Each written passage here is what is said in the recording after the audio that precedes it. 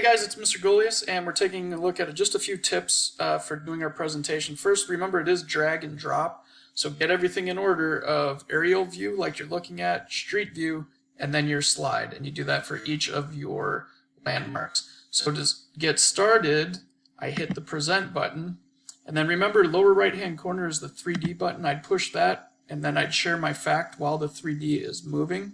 After the fact, you can hit the next button, which is right over here on the left, and it'll bring you to your street view. You can share why you chose that, and then you can advance to your final one, which should be your edit, which should look great. I can't wait to see yours.